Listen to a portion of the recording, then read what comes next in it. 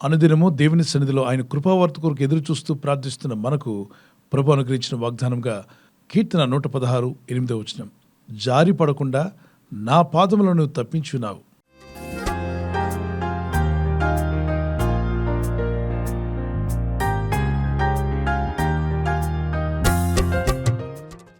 ప్రయాణాలు చేస్తున్నప్పుడు తల్లిదండ్రులు ఎంత బిజీగా ఉన్నా బిడ్డ అడుగులు గమనిస్తూనే ఉంటారు, అవునా కాదా? చంటి బిడ్డ ఎక్కడ పడిపోతాడో, కాలు జారి పడిపోతాడేమోనని ఒక కన్ను బిడ్డ మీదే ఉంటుంది. తల్లికి తండ్రికి వారి ప్రయాణాల్లో ఉన్న పనుల్లో ఉన్న ఒక కన్ను ఎక్కడ ఉంటుందండి? బిడ్డల మీదే ఉంటుంది. నా బిడ్డ ఎక్కడ జారి పడిపోతాడో వాడిని కాపాడాలని. అలాగే మనం విశ్వసించి ప్రార్థిస్తున్న పరలోకమందున్న తండ్రి కూడా మన మీద ఒక కన్నేసి ఉంచాడు. మనం ఎక్కడ జారి పడకూడదని, మన జీవితాల్లో నష్టము కలిగి నాశనం కాకుండా ఉండాలని ఆయనందు విశ్వాసం ఇచ్చిన మన జీవితాలను చూస్తూ ఉన్నాడు. ఎందుకో తెలుసా? మనల్ని పరీక్షించి మనల్ని జడ్జిమెంట్ చేద్దామని కాదు, మనల్ని పరిశీలించి మనల్ని సరిచేసి పడిపోతున్న నిన్ను నిలబెట్టి నువ్వు జారి పడకుండా నీ పాదములను కాపాడడానికి ఆయన తన దూతలకు ఆజ్ఞాపిస్తాంట. 91 కీర్తన 12 నీ పాదములకు రాయి తగలకుండా వారు నిన్ను తమ చేతుల మీద ఎత్తి పట్టుకుందరు. మన పాదములకు రాయి తగలకుండా ఉండాలని తమ చేతుల మీద మనం ఎత్తి పట్టుకునే విధంగా దేవుడు తన దూతలకు ఆజ్ఞాపిస్తున్నాడు. మన భౌతిక నేత్రాలతో దేవదూతలను చూడలేము, కానీ ఒక్కసారి మీరు ఆలోచన చేస్తే ఎన్నో మార్లు పడవలసిన మిమ్మల్ని కాపాడాడు. పడిపోవడం అన్నప్పుడు ఆర్థికంగా పడిపోయిన వారు, పాపములో పడిపోతున్న వారు, లోకంలో పడిపోతున్న వారు, పలు రీతిగా జనాలు పడిపోతూ ఉన్నారు.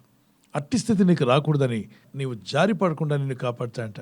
ఎన్నో మార్లు జారి పడడం గురించి మనం ఎక్కడ వింటామంటే నీటి గట్టున, ఈ వాటర్ ఫాల్స్ దగ్గరికి నీళ్లు కంటిన్యూగా ప్రవహించేటువంటి బండ్ల మీదకి వెళ్ళినప్పుడు జాగ్రత్త అని చెప్తుంటారు. కొందరు జాగ్రత్త అని చెప్పినా పట్టించుకోకుండా ఏముందులే నేను స్ట్రాంగ్గా ఉన్నానని చెప్పి వెళ్ళి అడుగులు వేస్తే హఠాత్తుగా జారి పడిపోయిన వాళ్ళు ఎంతోమంది. వాళ్ళ పాదము జారి పడిపోయారని చెప్పి మనం వింటూ ఉంటాం. కొందరైతే వారి పాదము జారి పడిపోవడమే కాకుండా అవతల నిలబడిన వారి మీద కూడా వెళ్ళిపోయి పడిపోగా వాళ్ళు వీళ్ళు పడిపోయి ప్రాణ నష్టం తెచ్చుకున్న వాళ్ళు కూడా ఉన్నారు. ఈ వాక్యాలు వింటున్న దేవుని బిడ్డలారా, నీటి గట్టున వాటర్ ఫాల్స్నే కాదు, జీవితంలో కూడా జారిపడే అనుభవాలు చాలా ఉంటాయి. ఆత్మీయంగా కొందరు జారిపడుతున్నవారు, ఆర్థిక విషయాల్లో జారిపడుతున్నవారు, అనుకోకుండా ఆ వ్యక్తిని నమ్మి నేను డబ్బు ఇచ్చి నష్టపోయానండి, జారి పడిపోయిన అనుభవం. కష్టపడి సమకూర్చిన కష్టార్జితం కాజేయడానికి ఎంతోమంది ఉంటారు. కొందరు అబద్ధాలు చెప్పేవాళ్ళు ఉంటారు. మీరు ఒక్కసారి ఇస్తే మీకు 10 రెట్లు ఎక్కువ ఇస్తామని, 100 రెట్లు ఎక్కువ ఇస్తామని నమ్మబలుగుతారు. వారి మాట నమ్మి మీరు ఇచ్చారనుకోండి, కాలు జారిన పరిస్థితి వలె తర్వాత మీరు ఎంత ఏడ్చి మొత్తుకున్నా వారు తిరిగి ఇవ్వరు.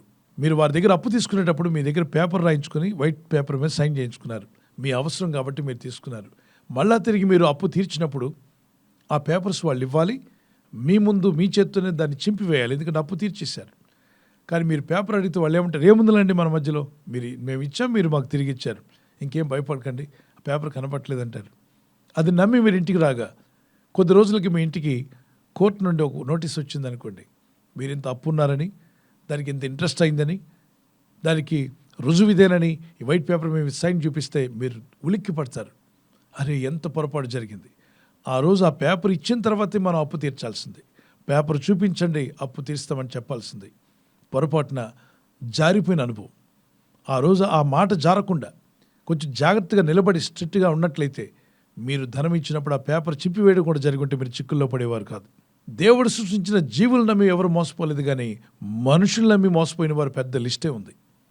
కనుక నువ్వు ఎవరు నమ్ముతున్నావు?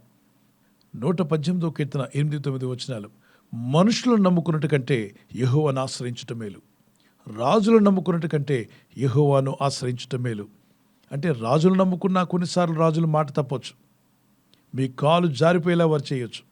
మనుషులు నమ్ముకున్న కొన్ని పార్లు మీరు జారిపడే అనుభవంలోకి వెళ్ళిపోయే అవకాశం ఉంది. అరే, ఆ వ్యక్తిని నమ్మబట్టి నేను ఇంత నష్టపోయాను, ఈ వ్యక్తిని నమ్మి నష్టపోయాను, వాళ్ళు గొప్పవాళ్ళకు నమ్మి నష్టపోయామని. దేవుని ప్రజలారా, దేవుని మీద ఉన్న నమ్మకాన్ని మనిషి మీద పెట్టొద్దు. ఏ మనిషిని దేవునిగా చేయొద్దు. మనుషులు మనుషులే, దేవుడు దేవుడే. ఎంత సాయం చేసినా మనిషి మనిషే, కానీ దేవుడు ఎప్పుడూ దేవుడే. దేవుని స్థానాన్ని మనిషికి ఇవ్వద్దు. ఆపదలు ఆదుకున్నారని, సహాయపడ్డారని ఆ వ్యక్తి నా దేవుడని చెప్పేవాళ్ళు చాలామంది ఉన్నారు ఈ లోకంలో. అలాంటి పని ఎప్పుడు చేయొద్దు. వ్యక్తులు గౌరవించండి. ఆపదలు ఆదుకున్న ఆపద్బాంధువులాగా దేవుడు నాకు ఈ వ్యక్తిని పంపించాడు, ఈ వ్యక్తి నాకు సహాయం చేశాడని చెప్పొచ్చు, కానీ ఆ వ్యక్తి నా దేవుడు అన్నావా నువ్వు మోసపోతావు. నేటి సమాజంలో రకరకాల జారిపోయే పరిస్థితులు ఉన్నాయి కనుక నీవు జారిపోకుండా దేవుడు నిన్ను కాపాడాలని ఈ వాగ్దానం ఎత్తి ప్రార్థించు. మీ కుమారులు మీ కుమార్తెలు స్కూల్లో, కాలేజీలో, యూనివర్సిటీలో చదువుతున్నప్పుడు వారి పాదము తొట్టిల్లకుండా కాపాడమని, ప్రభా నా బిడ్డ పాదం జారకుండా కాపాడమని ప్రార్థించండి. దేవుని పరిశుద్ధ మార్గంలో నువ్వు జారిపోయి ఉంటే ఈ వాగ్దానం ఎత్తి ప్రార్థించు. ప్రభా జారిపోయిన నన్ను, పడిపోతున్న నిలబెట్టు, నా చేయి పట్టుకుని లేవనెత్తమని ప్రార్థించు. ఈ వాగ్దానం వింటున్న మనం ఇప్పుడు ఒక చిన్న కీర్తన పాడుకొని వాక్యాన్ని ధ్యానం చేసుకుందాం. చేయి పట్టుకో, నా చేయి పట్టుకో, జారిపోకుండా నే పడిపోకుండా, యేసు నా చేయి పట్టుకో, జారిపోకుండా నే పడిపోకుండా, యేసు నా చేయి పట్టుకో, చేయి పట్టుకో, నా చేయి పట్టుకో, జారిపోకుండా నే పడిపోకుండా, యేసు నా చేయి పట్టుకో, జారిపోకుండా నే పడిపోకుండా, యేసు నా చేయి పట్టుకో. మునిగిపోతున్న పేతురు ప్రార్థించగా ప్రభు తన చేయి చాపి అతన్ని ఎలా బయటికి లాగాడో, నీవు ఎందులో మునిగిపోతున్నా, వ్యర్థమైన అలవాట్లలో కానీ, అనారోగ్యంలో కానీ, బలహీనతలు, అప్పుబాధలు, శోధనలో మునిగిపోతున్న నిన్ను ఆయన చేయి చాపి పైకి లేవనెత్తాలని నా ప్రార్థన. విశ్వాసం ఇచ్చి ప్రార్థించండి. నమ్మగలిగితే నమ్మవానికి సమస్తము సాధ్యమే అన్నాడు. విశ్వసించి ప్రార్థిస్తుండగా దేవుని కార్యాలు మీ పట్ల కూడా జరిగి మీ పాదంలో జారకుండా ప్రభు మిమ్మల్ని కాపాడునుగాక. ప్రార్థన చేసుకుందాం. పరిశుద్ధమైన మా ప్రియ తండ్రి, ఈ వాగ్దానం ఎత్తి ప్రార్థిస్తుండగా నీ ప్రజలు, వారు కానీ వారి కుటుంబస్తులు కానీ, నీ యందు విశ్వాసం ఉంచిన వీరి జీవితాల్లో ఎక్కడ జారి పడకుండా కాపాడినట్లుగా నీ దూతలకు మీరు ఆజ్ఞాపిస్తున్నందుకు స్తోత్రాలు చెల్లిస్తున్నాను. మా పాదంలో తొట్టిల్లకుండా కాపాడువాడు నీవే. ఇప్పటికే జారి పడిపోయిన వారిని లేవనెత్తగల శక్తిమంతుడు నీవే.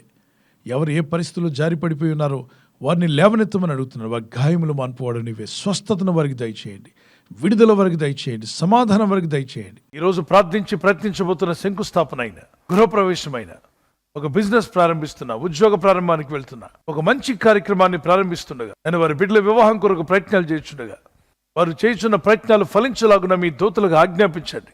ఎవరైనా హాస్పిటల్లో ఉన్నా, ఐసీయూలో ఉన్నా, ప్రభు ఎవరైతే సీరియస్ కండిషన్లో ఉండి బాధపడుతున్నారో వారికి యేసు నామములో స్వస్థతను అనుగ్రహించండి. మీ గాయపడిన హస్తమును చాపి వారికి ఉన్న సకల రోగాల నుండి విడుదల ఇచ్చేయి.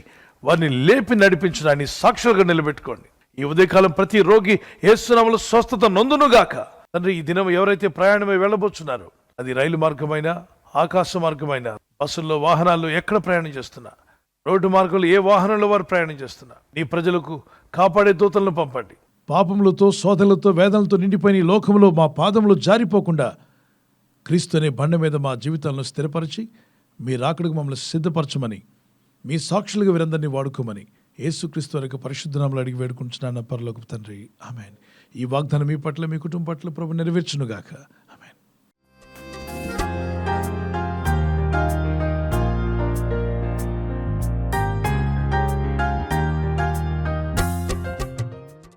ఈ దినం బర్త్డే ఉన్నటువంటి వారికి happy birthday to you, many more returns of the day. We wish you all the best. ప్రభు మిమ్మల్ని దీవించునుగాక. మీకు వాగ్దానము 1 శామ్యూయల్ 10:6 నీకు క్రొత్త మనస్సు వచ్చును.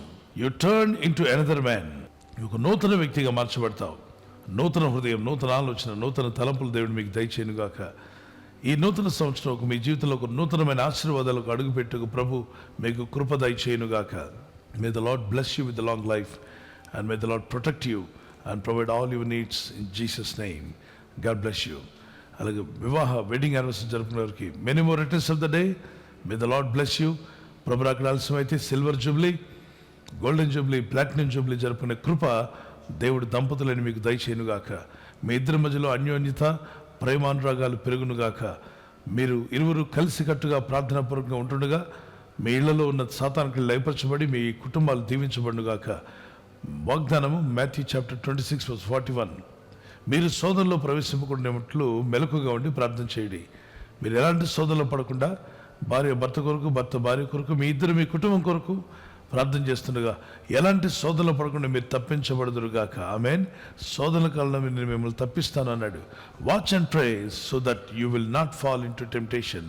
ప్రభు మిమ్మల్ని దీవించి మీరు ప్రార్థిస్తుండగా మీరు శోధనలు పడకుండా కాపాడి మిమ్మల్ని వర్ధిల్ల చేయనుగాక. God bless you. ఈ ఛానల్ ను మీరు సబ్స్క్రైబ్ చేసుకోవడం వలన 2 పనులు జరుగుతున్నాయి.